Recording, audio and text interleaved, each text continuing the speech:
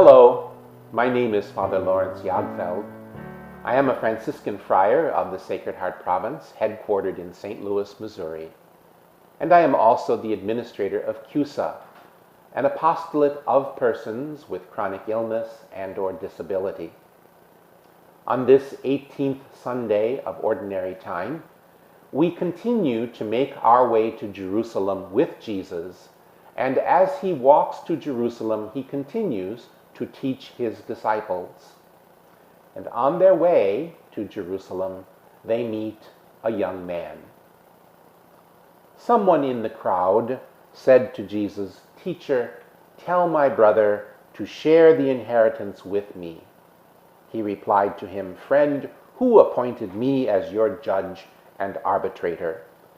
Then he said to the crowd, "Take care to guard against all greed, for though one may be rich, one's life does not consist of possessions."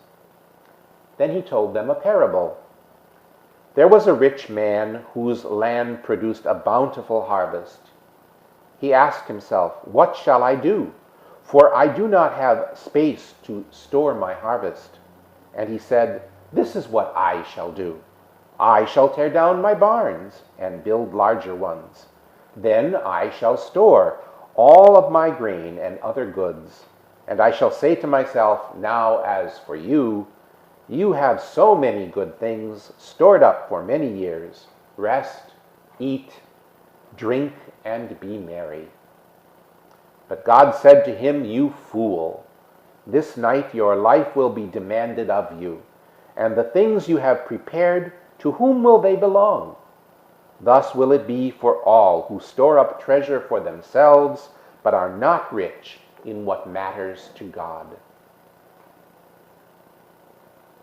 Once again, I would ask you to remember that Jesus has resolutely determined to make his way to Jerusalem.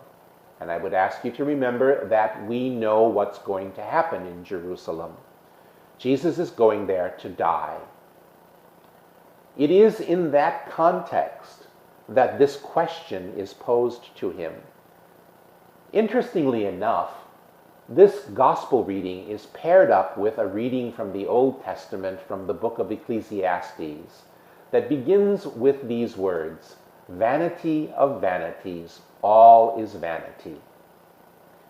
I'm sure that whoever put the lectionary together, whatever committee was assigned to this task of assigning Old Testament readings to go along with the Gospels, chose that reading because of the question that is asked of Jesus in this particular context. He's on his way to Jerusalem, he's about to die, and somebody comes to him with an argument about their inheritance. I don't know if you personally have experienced disputes with family members that surround legacies and wills, but unfortunately, I know of these disputes all too well. People tend to get rather upset when they don't get what they think is justly theirs. We have to remember, however, that it is a gift. Any will, any legacy is given to us as a gift. It's not something we earned. It's something that our benefactors have earned, our parents or our brothers or sisters. In Israel at this time, there was a strict guideline for dividing up a man's wealth. It went to his sons. The eldest son got 2/3, the youngest son or the other sons got the rest. If there were no sons, it went to the man's brothers or his father. And if there were no male heirs, then it went to his daughters. So this dispute is already decided. The man doesn't need Jesus to be the arbitrator. The law has already provided all of the guidance that they need. Rather, this man is concerned about getting something that doesn't really belong to him. He wants more than is usually given to that person according to the law of Israel. And so Jesus uses the occasion to tell us this parable about a man who is very wealthy. I don't know whether I emphasized it enough while I was reading the passage, but this particular parable is filled with all sorts of first-person pronouns.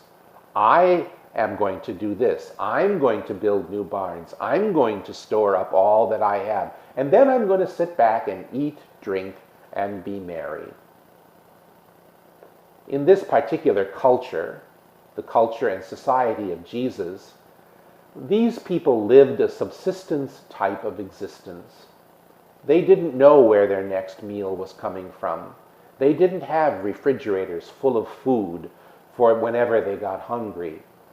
They were poor people that were living on a daily wage. And so when somebody has too much, it means that others have too little.